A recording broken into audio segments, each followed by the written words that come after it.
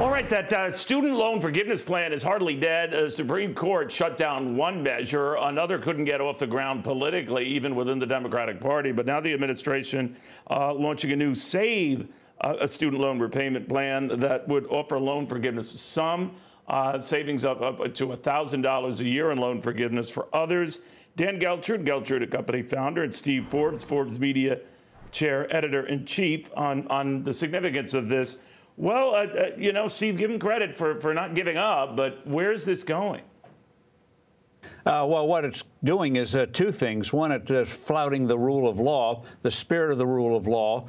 When we have a former president getting indicted, when we have serious allegations against this president and his son and his brother, that doing this kind of end run where you know it's not constitutional, the Supreme Court's already knocked you down before. Why do you keep doing it? It's for votes. But I think it just makes the public more cynical and is unfair to students. They don't know what the rules of the game are. They're being played. They're puppets. All right, I'll put you down as a maybe on this. Dan, what do you, where do you think this goes, though? Because obviously, you know, the more relief you offer students, sadly, what we've come to discover is the more tuition, room and board, a lot of those fees just go up. And it's been a cycle that continues. This will only spur that, won't it? That's exactly it, Neil. You get in this cycle where you never end the cost of higher education. So let's even say, which I'm not saying it will work, let's say this program worked and you give these students relief. You have not solved the problem. So what's going on right now, in my opinion, is nothing short of predatory lending.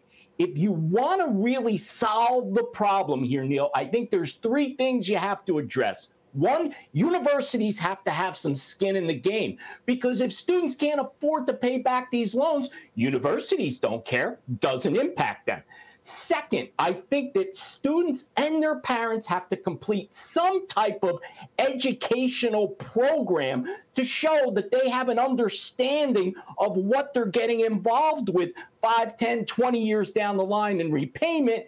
And third, if students don't qualify for loans, they have to be turned down, no different from anyone else that gets a loan. If you can't pay it back, you don't get the loan.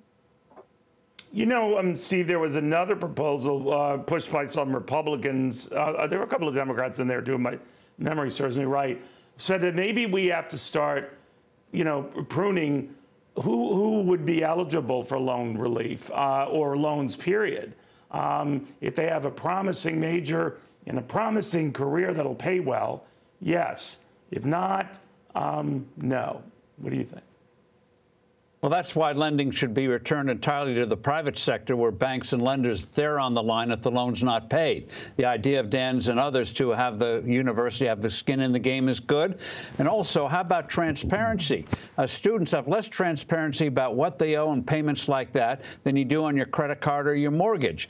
There's a good documentary out from a thing called IZZIT, IZZIT.org, IZZIT.org, on the whole lending thing. For example, if you borrow $40,000, $10,000 a year for 4 years, you think you owe 40? No, the interest charge is on 47. It's a good educational, to Dan's point, a good educational documentary that every parent and student should see.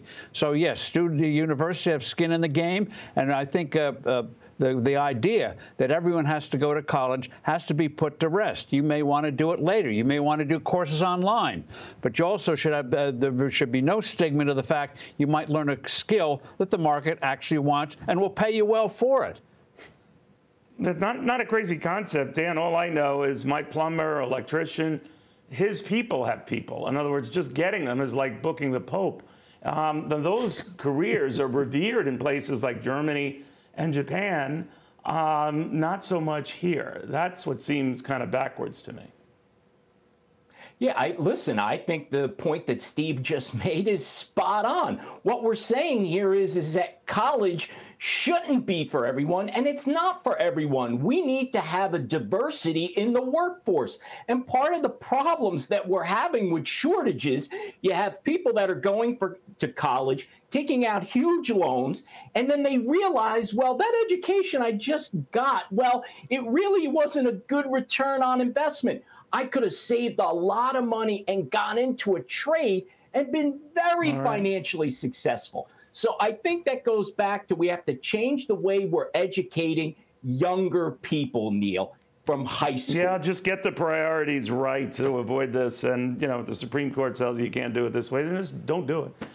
Guys, I want to thank you both very much. Hi, everyone. I'm Brian Kilmeade. I want you to do me a favor. I want you to click to subscribe to the Fox News YouTube page. This is the only way that I know for sure that you're not going to miss any great commentary, any great news bites, any great interviews coming your way on Fox. You can get it all here on YouTube. So subscribe right now.